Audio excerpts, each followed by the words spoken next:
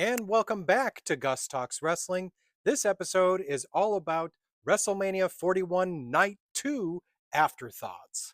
All right, so let's talk about the matches for Night 2, which, in my opinion, had a lot of great ones and one really bad one.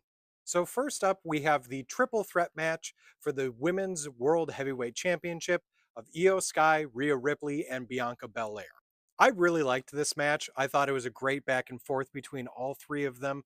I also thought that finally Io got a chance to not look weak around the other two, which was great. Also, I'm very happy for Io for winning because honestly, if she didn't win this, that would have been terrible for her because they kept walking all over her, and this finally showed to the other two competitors that she is here to win.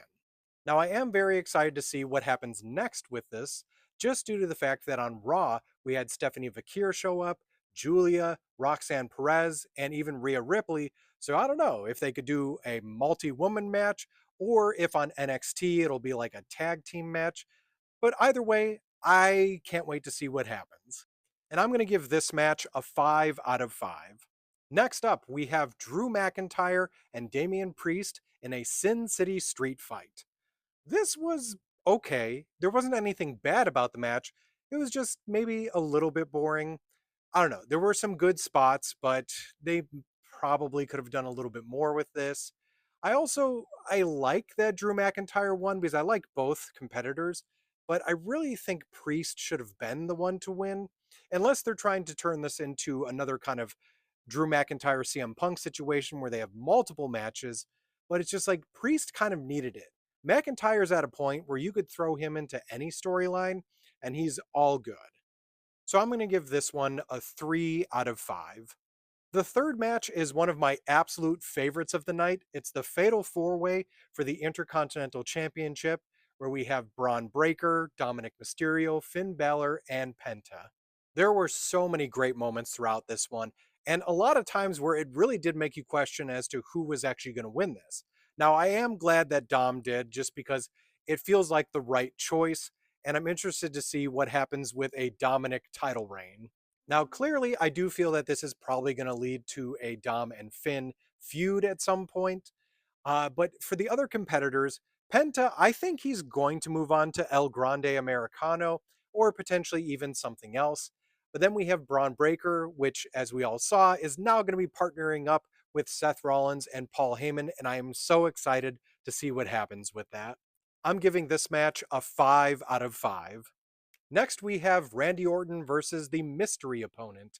And a lot of people were wondering, is it going to be Rusev? Is it going to be Aleister Black? Is it going to be Nick Aldis? Or a multitude of other people? In fact, all you had to do was say his name and he appeared. It was Joe Hendry. So I am a big Joe Hendry fan, so I was very excited to see this, and I don't feel like this was a waste. I really liked their match. I don't think it was amazing, but it was a pretty good back and forth. And I really can't wait to see what happens when Joe Hendry is officially part of WWE whenever his TNA contract is up. Also, after seeing Raw, I'm very excited to see Randy Orton versus John Cena at Backlash, which is, I'm assuming, where they're going to do this. I'm going to give this match a 3 out of 5. Next on the list, we have Logan Paul versus AJ Styles. Not a bad match, couple of good back and forth moments. I think, at least for me, and I'm sure other people out there, we were all waiting for some really big spot to happen just because it is Logan Paul involved in a WrestleMania match. That never did end up happening, but still, it was really good. I also can't wait to see what happens with Karrion Cross.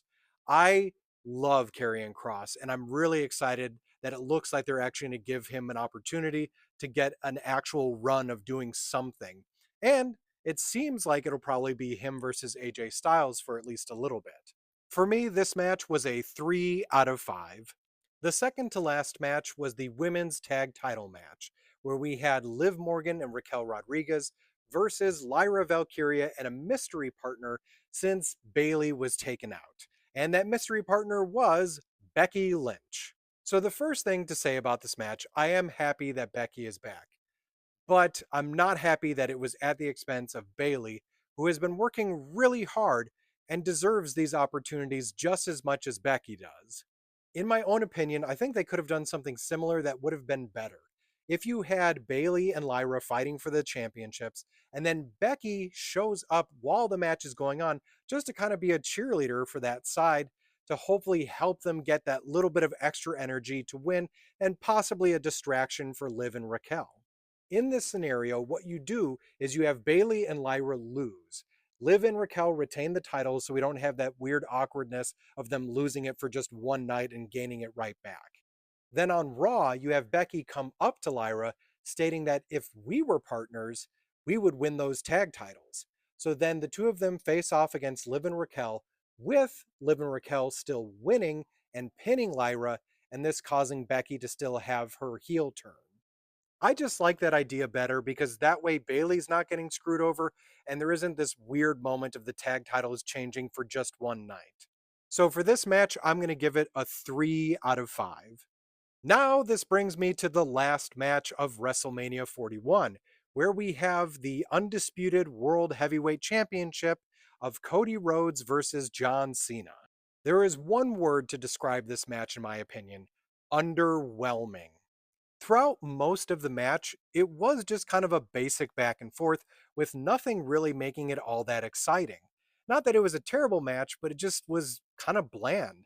And then the worst part, in my opinion, is when Travis Scott came out because there was no point to this. Everyone wanted to see The Rock, no one wanted to see Travis.